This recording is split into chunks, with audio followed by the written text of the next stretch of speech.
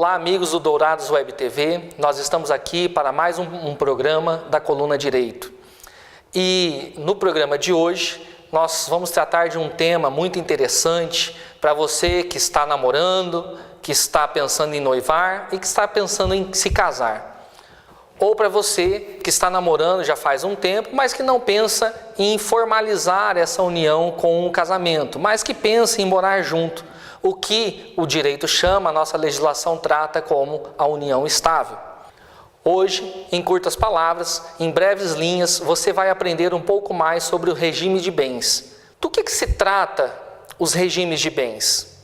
Os regimes previstos na nossa legislação, no Código Civil, eles vêm a regulamentar a forma pela qual os bens serão administrados pós o casamento, ou a forma pela qual os bens serão administrados nos casos de união estável. O nosso Código Civil, ele traz 4 espécies, 4 tipos de regime de bens.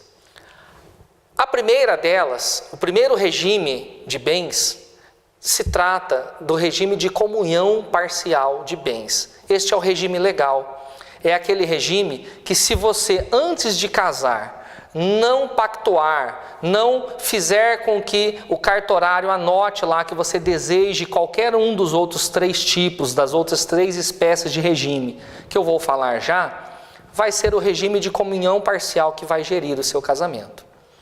A segunda espécie de regime é o regime de comunhão universal de bens. A terceira é o regime de separação total de bens. E a quarta espécie é o chamado regime pouco usado, pouco usual, chamado da comunhão dos aquestos. Eu já vou explicar cada um destes regimes. A primeira espécie de regime de bens é o regime de comunhão parcial, conforme nós já falamos. O que significa, no que consiste a comunhão parcial de bens? A comunhão parcial consiste em que todos os bens adquiridos após a data do casamento serão comuns ao casal. Ou seja, a nossa legislação, ela previu, ela pressupõe que após o casamento, para aqueles que optaram por esse regime de bens, após o casamento, os bens que foram adquiridos durante a constância do casamento se pressupõem como fruto do esforço comum. É por isso que tudo aquilo que foi adquirido após a constância do casamento pertence aos dois, ao marido e à mulher. Pertence àqueles, então, que a lei pressupõe que os bens que são adquiridos, sejam eles a títulos onerosos ou sejam eles a títulos gratuitos, que não sejam por doação ou que não seja por sucessão, ou seja, por herança, vai pertencer ao casal. Porque a legislação supõe que é fruto da comunhão e da união de esforços do casal. Este, como eu já disse, é o regime legal. Ou seja, é o regime que, se o casal, porventura, antes da celebração do casamento, não fizer a opção por qualquer dos outros regimes, das outras espécies de regime, será este o regime que, por lei, será fixado ao casal.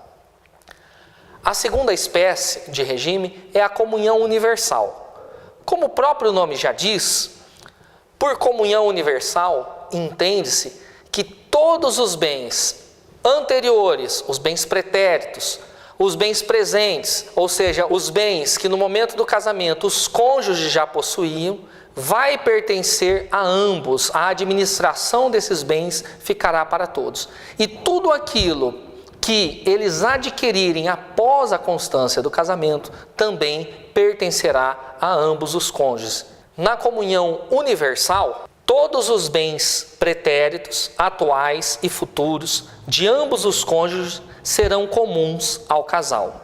Ou seja, tudo aquilo que era de um dos cônjuges antes do casamento vai pertencer ao outro e vice-versa. Já na separação total, o regime de bens vai se dar da seguinte forma: todos os bens atuais e futuros de ambos os cônjuges permanecerão sempre de propriedade individual de cada um.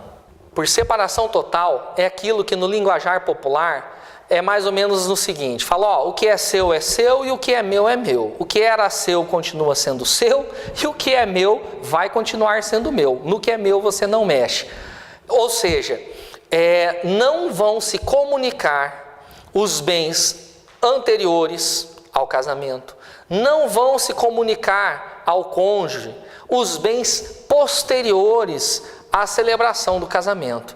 Ficará cada um com aquilo que lhe pertencia e com que vai continuar lhe pertencendo após o casamento e durante a constância do casamento. Por fim, nós temos o regime da participação nos aquestos. O que é isso? Os bens que os cônjuges possuíam antes do casamento e aqueles que adquiriram após permanecem próprios de cada um, como se fosse uma separação total de bens.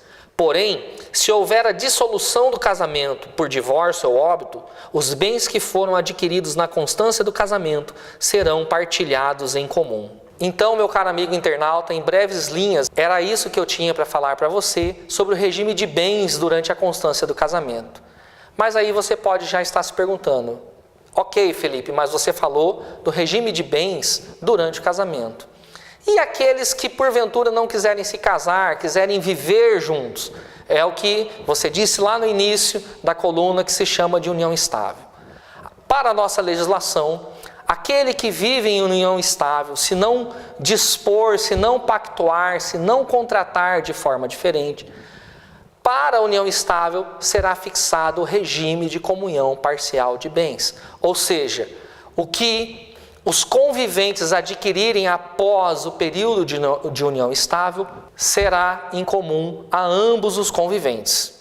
Então, fica aqui a dica a você, fica aqui alguns esclarecimentos, é claro, esclarecimentos gerais. Se você tiver alguma dúvida sobre algum dos regimes de uma forma mais específica, mais pontual, consulte o seu advogado de confiança, que ele vai esclarecer as peculiaridades de cada um desses regimes. Um abraço e até a próxima.